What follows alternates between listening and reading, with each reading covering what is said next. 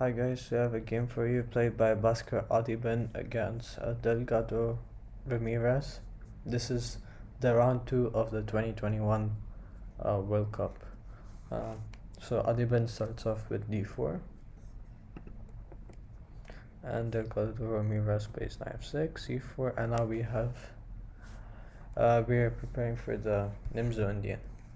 So knight f3, bishop b4, this is Nimzo Indian Defense. And this is the f3 variation. The idea is to go e4 and d5, the same-ish kind of variation. And now we have a3 takes and takes. This is a very common idea. And now usually we see b6, bishop a6 is very playable after castling. So he played c6 here. First we can castle and then play b6, bishop a6, and we have this typical position. For black would be a little bit passive here. White has some ideas of playing knight e2 and c4 to gain some space. Now, so Delgado Ramirez chose an alternative approach. He plays c6, and now Adhiban just plays e4. This is a pawn sacrifice. So here Delgado Ramirez plays e5. He can take this pawn, but it's not that great because of queen g4. And we see this in the French a lot, whenever variation. Now he would go back, and this is, yeah, well, he still has better central control, and his white's queen is more active. This is fine for both sides, but yeah, white might be slightly better, and there can be a lot of pressure exerted on this knight now with moves such as bishop g5, queen h4, exploiting the spin.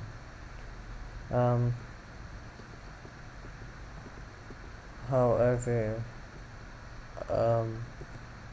e5 was played, trying to cripple white's pawn structure by enticing him to take. However, white just plays knight f3, again sacrificing this pawn, and here Ramirez just ignores that and plays queen a5. Here, however, if he takes, we can see queen c2, and now bishop d3, just putting more pressure on the knight and ignoring the e5 pawn temporarily, and then taking the e5 pawn later on. And now we developed a lot of pieces, and this is now gonna get complicated as f4 is playable and the rook is still hanging, so you can't really take. Or here also you can't take here because the rook is hanging for the same reason. Now you're pinning the knight to the queen, so you're threatening to take this with the queen next move, but f4 stops that. And now if you move the rook to g1, now I have knight f5 defending the queen. And yeah, the position is slightly complex. We can take pawn and so on. Where white probably is slightly better in that position because of his development advantage. Black still has to develop his queen side. So queen a5 was played, attacking the c3 pawn, and here bishop d2 was played, unpinning the pawn. Now he takes on e4, and now bishop d3, continuing development, sacrificing the e pawn for initiative. And here he takes, exchanges. Of course, when you're up material, you want to exchange. And now he exchanges the defender and takes on e5, d4 with the e5 pawn. And apparently in this position, white is doing much better, and he has immense compensation for the pawn, and he can launch a very strong attack since black's pieces are underdeveloped and white's pieces are ready to attack. As we can see, the king side's looking very weak, very bleak, and white just needs to get some kind of initiative over here. So he just castles, giving up another pawn. Of course, if he takes this now this is going to be too much after something like queen e2, and if bishop e6, knight g5, and just too much pressure on the uncastled king. It's going to be a massacre, since the king would be stuck in the center, and white has all the field power to even checkmate him, since he has the two rooks and a very strong bishop. Possibly it can get very dangerous in the future. Yeah, even with the pawn, it's same situation, maybe 3, and now you can even just yeah, you can play knight e4 here, I think. Attack, and after castling you can just take, and this is when you can't take back. Take, and now check. You're forced to move here. If you move there, it's mate. If you play here, just check and mate. So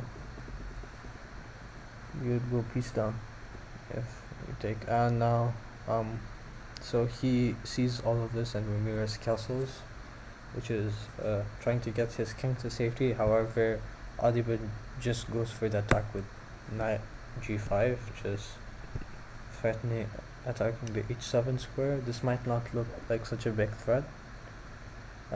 Here Ramirez just plays f5, a normal looking move, blocking the bishop, and it looks like it gives it has that many weaknesses.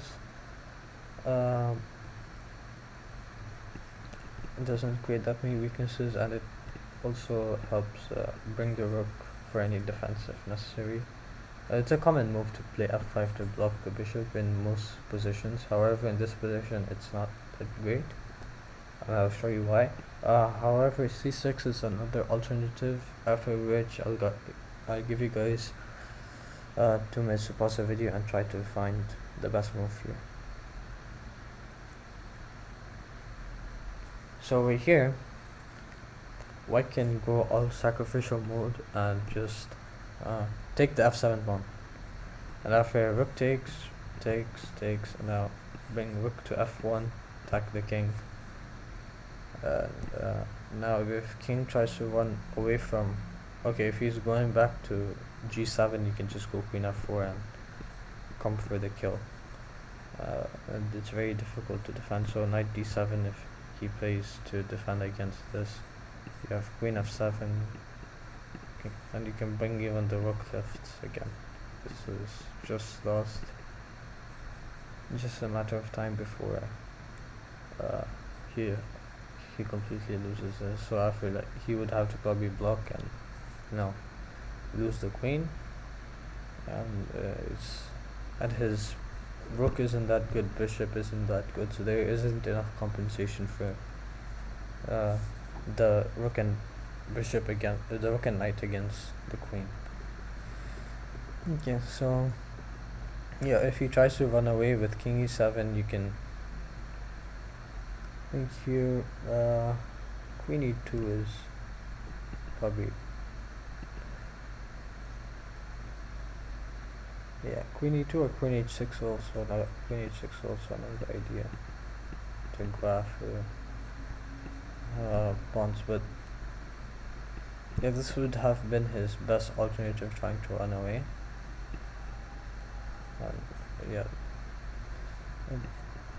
There are a lot of annoying threats here, like bishop e4 attacking the pawn, and even some ideas such as even queen f4 is mildly irritating in these positions, because white just has black has to be so precise, and white has so many moves which are good. So it's very difficult to play black in these positions, though white is down a piece. But the black king is so weak and is caught up in the center that uh, it doesn't really matter. If white or black would have to be very accurate to probably even survive, just equalize in this position. And okay, so that's why g6 was an issue, because knight takes f7, which is a really smart move. However, f5 was great. So I'll give you guys 2 minutes to pause the video and try to find the move Adhiban played here, which gives him a good advantage. So Adhiban plays c5. The purpose of c5 is to open up lines for the bishop or the queen. Actually, probably just the queen. So if for example, if he took the pawn, if Ramirez took the pawn, then he would fall into this check, now knight f7, and now he would be forced to give up the exchange. And still his pieces are underdeveloped, so he'd be forced to play something. Like, okay, maybe you can take the check, and after a king moves, then you have to play some knight d7, or here actually you can even play queen f5. Yeah, queen e7, but still the position is too black's position is too weak, and he's an exchange down. This pawn is probably gonna fall if the queens are ever traded, and yeah, so, and he definitely has to give the exchange, because if he plays king g8, we see this famous mother checkmate, knight f7, and this is checkmate. So it's a nice idea. After which his Ramirez plays king h8 himself, so avoiding queen a2 check. However, here Adhiban takes another route with queen e2 going for the king now. So here knight d7 was played. Another move, natural move you would ask is, why not something like g6 stopping queen h5? Then you open up queen e7 as an alternative route for checkmate, and this is unstoppable. How do you stop checkmate here? I have to play rook f7, but that's just prolonging the inevitable. So over here knight d7 was played, trying to come to knight f6 to defend the h7 square. So I want you guys to pause the video and try to find the winning move, the only winning move that Adhiban found. So Adhiban over here plays this crazy move, knight takes h7, which is completely insane, but it's also completely winning.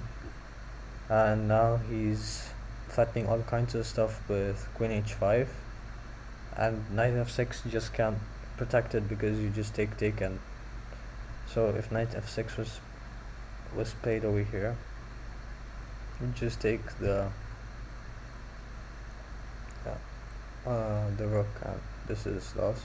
So the knight is stuck defending the rook, and queen h5 is coming soon. It's very difficult for the black queen to reroute itself to the king side for defense. So the black king looks like it's getting checkmated. Okay, another question is, why not just take? Well, this is just going to again lead to checkmate, which is inevitable now. After takes, queen takes, and now wherever you go, queen h5 is checkmate. Even if you go to h8, you have 2 ways to checkmate. Even queen g8 is mate. So here he just, instead of taking, he just takes a c3 pawn, trying to go for some check and trying to bring the queen to the king side. Here Adhiban just plays queen h5, going for the king, and here takes, king h1, king g8, stepping away from any discovery, and here bishop takes f5. The idea is just play bishop e6 and knight g5. So if a6, some useless move was played, then bishop a6, Knight g5 is checkmate.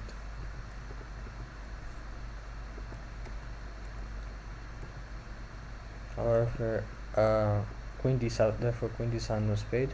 Even knight f6 doesn't work because knight takes f6, rook takes, and now bishop, rook takes, and this is just gonna lose a queen by discovery.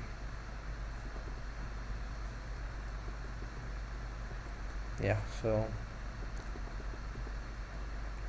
it's very difficult to defend this position. You would probably have to sacrifice the rook for the bishop, and then the bishop we would exchange. He would have to exchange sacrifice, and he would also probably have to sacrifice his queen, so that he can hang on to the position. But that's just, it's gonna inevitably lead to a loss for black. It would just prolong the time period. So here, queen d5 was played, stopping bishop e6, which is his main idea. And here Adhiban just plays knight g5, going for checkmate with the queen. And here his only move was actually to, for not getting mated, was only to take the bishop on f5, after which Adhiban would have probably played queen h7. For something in king f8, you would take with the rook now, and now you're attacking the king and queen, and you're defending your rook. And this is winning. So if your king e7 takes, and yeah, this is too much. It's a knight for a queen, which is definitely insufficient. Over here, he goes for final try, which is knight f6. So I want you guys to pause the video and try to find the winning combination the quickest winning combination that Adhiban played this game. So there's only one way to actually win this in this position. So over here, Adhiban plays the amazing queen sacrifice, queen to h7, giving up his queen, but it's pretty obvious that after knight takes, you take with the bishop, and now you're attacking the king. King is forced to h7 as he can't go to s7 because of the rook. And after he goes here, you just take the rook. King is trapped, can't take because the knight's defending, and now queen would be forced to block, and this is checkmate. So after queen to h7, black resigned. So this is a really good attacking game played by Adhiban from a very normal position, the opening, but after this pawn sacrifice, he got a really nice kingside attack and really good initiative. Hope you guys enjoyed. Please like, comment, and subscribe. See you next time.